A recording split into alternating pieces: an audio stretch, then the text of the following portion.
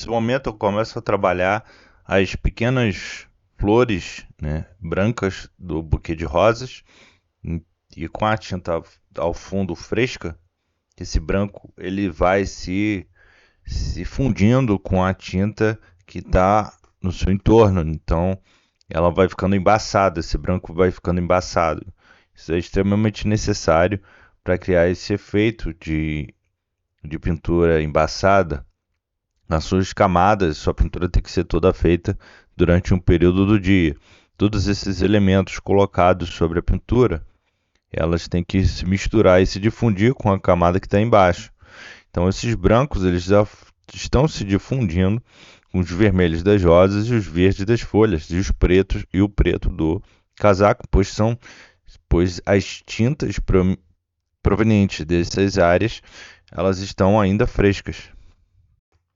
Agora nós vamos trabalhar com um conceito muito muito importante na pintura realista e impressionista, né? Dentro dessa linguagem da pintura, temos um conceito que se chama o efeito blurry.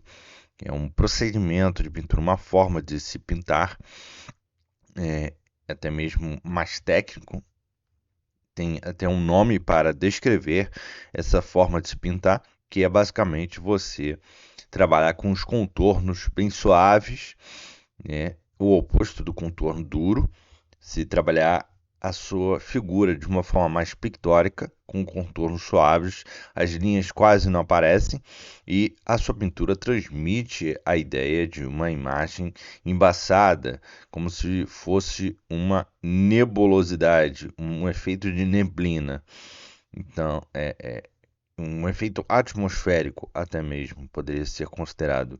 Isso dá mais realismo, isso quebra a ideia de uma imagem dura de uma fotografia ou de uma máquina, dá muito mais realismo, era aplicado há muito tempo pelos pintores realistas e até mesmo impressionistas.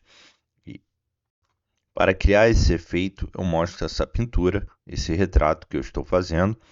Basicamente, nós cobrimos grandes áreas com pincéis mais largos e vocês podem ver que tem as áreas da rosa, a área da cabeça, do cabelo, da vestimenta, do casaco de couro preto, as folhas, tudo já é jogado e jogado de forma bem embaçada e simplificada no início.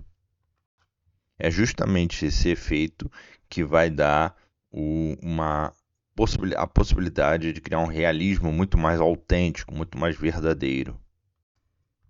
À medida que você vai trabalhando os contornos e colocando mais informações e mais detalhes, você tem que ir trabalhando também todas as informações como um todo da imagem. Então, você vai tirando ou deixando mais linear algumas áreas com mais detalhes, e você vai tirando um pouco esse efeito embaçado e adicionando mais detalhes, mais informações. Então você tem que ir equilibrando todas as áreas em que o efeito blurry se estabelece.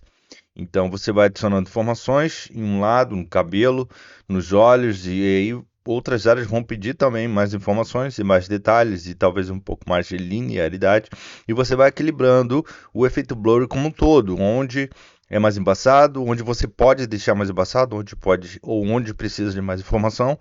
E a ideia é justamente você começar pelo efeito blurry e à medida que a pintura vai se desenvolvendo, você vai adicionando mais informações, mais linearidade, mais contornos, e você vai quebrando esse efeito blurry, mas vai equilibrando e tentando ver onde pode ser mais interessante, onde a composição pede mais, onde pede menos, e sua pintura vai se desenvolvendo, né, de uma forma equilibrada, né? É interessante que o artista busque equilíbrio.